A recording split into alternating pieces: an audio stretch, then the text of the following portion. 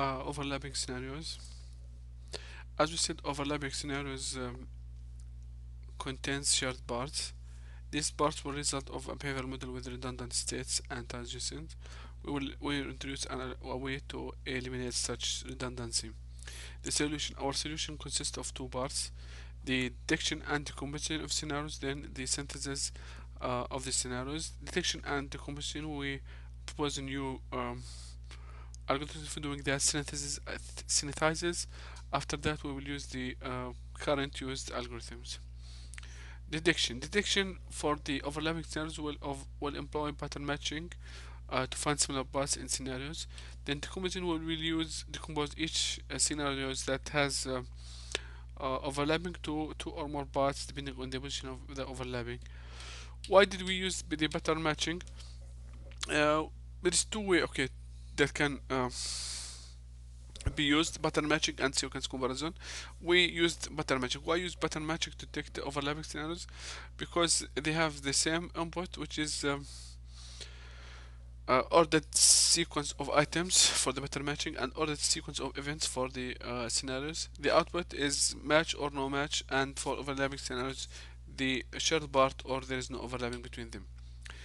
Our proposed algorithm consists, as we said, of two stages. The first stage is the detection, and the second stage is the decomposition. The first stage, the detection, will or consist of four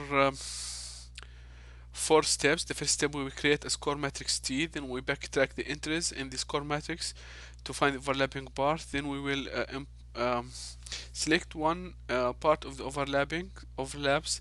Then we'll find out if there is other scenarios that they have the same overlapping parts. Um, the second stage, we will have two steps. The first step, we will create a new scenario for the overlaps between scenarios, and then we will decompose scenarios uh, to remove the overlaps from them.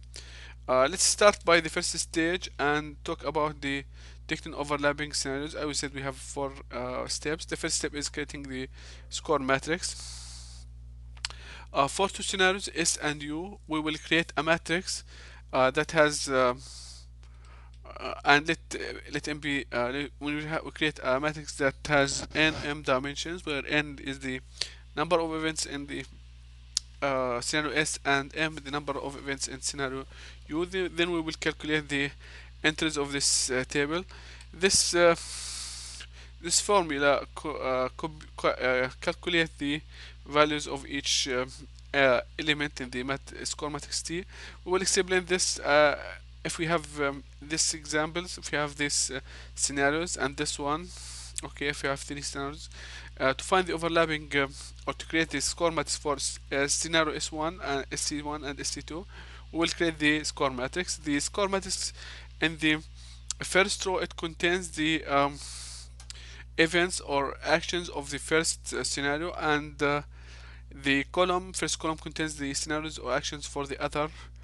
Then we will fill the first row and the first column with zeros. Then we will calculate the values of each cell in the matrix. If the two events are equal, for example, this is an enter password and enter password, they are equal, we will add 1 to the diagonal value. Otherwise, if they are not equal like this, we have verify account and enter password, then we will select the maximum number between the top and left values. For example, here we will select 1, while here, if verify account, verify account equal, we will add 1 to the 2.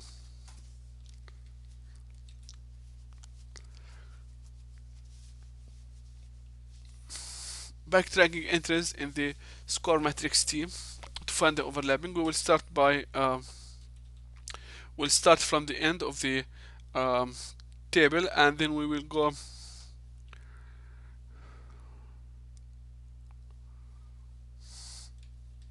then we will track it to until we find they are equal. We will